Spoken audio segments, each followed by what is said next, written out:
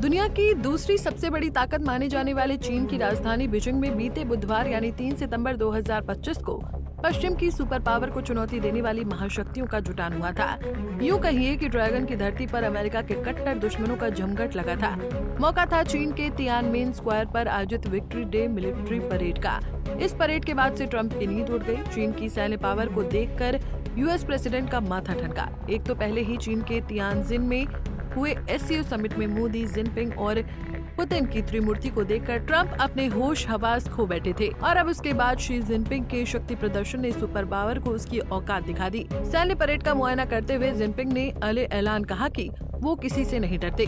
चीन ने military parade के जरिए न सिर्फ अपनी विशालकाय ताकत का प्रदर्शन किया, बल्कि जिनपिंग के साथ पुतिन और उत्तर कोरिया के सुप्रीम लीडर तानाशाह किम जोंग उन की मौजूदगी ने व्हाइट हाउस में कोहराम मचा दिया है। चीन, रूस और उत्तर कोरिया की बढ़ती नजदीकियां अब अमेरिका को खटकने लगी हैं। इस परेड में दुनिया के दिग्गज राष्ट्राध्यक्षों को आमंत्रित किया गया, जिसमें 26 देशों के नेता मौजूद रहे। इस कार्यक्रम का मकसद था जापान पर द्वितीय विश्व युद्ध की जीत की 80वीं वर्षगांठ को मनाना और दुनिया के सामने अपनी सैन्य ताकत का प्रदर्शन करना। इस भव्य परेड में हजारों सैनिकों की मौजूदगी रही। 100 से अधिक फाइटर जेट्स, अत्याधुनिक मिसाइलें, टैंक, हाइपरसोनिक हथियार और अगली पीढ़ी की तकनीक का शानदार प्रदर्शन किया गया।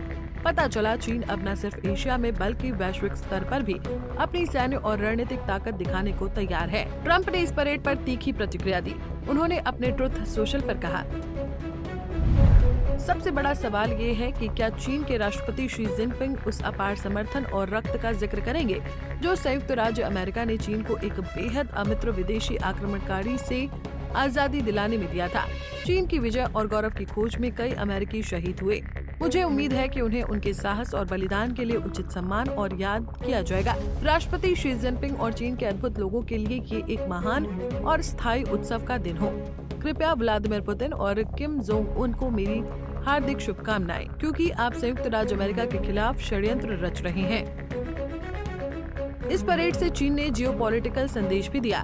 पुतिन और किम जोंग उन की मौजूदगी अमेरिका के लिए एक स्ट्रेटेजिक चैलेंज की तरह देखी जा रही है। ये साफ संकेत है कि चीन, रूस, उत्तर कोरिया का गठबंधन अब अंतर्राष्ट्रीय राजनीति में अमेरिका के सामने एक मजबूत मोर्चा बन सकता है। चीन की विक्ट्री परेड इस समय वैश्विक राजनीति का केंद्र बनी हुई है। इस ऐतिहासिक आयोजन को दशकों में अब तक का सबसे बड़ा समारोह बताया जा रहा है।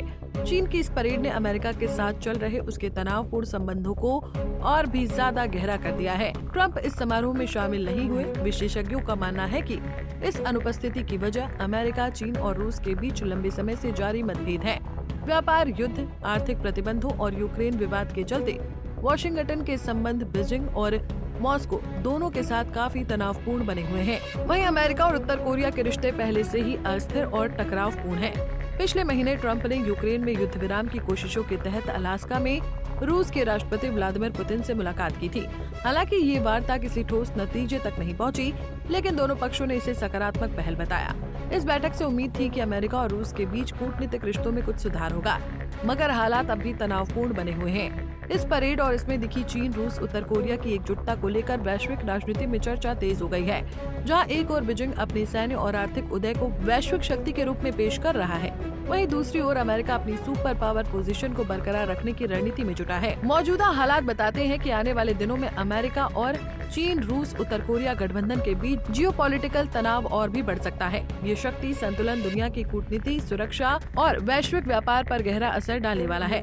वक्त क्या तय करता है, ये तो वक्त बताएगा। Bureau report, Punjab Kesari TV. हमसे जुड़े रहने के लिए हमारे YouTube चैनल को सब्सक्राइब करें और नई वीडियो की नोटिफिकेशन के लिए बेल आइकॉन को दबाएं।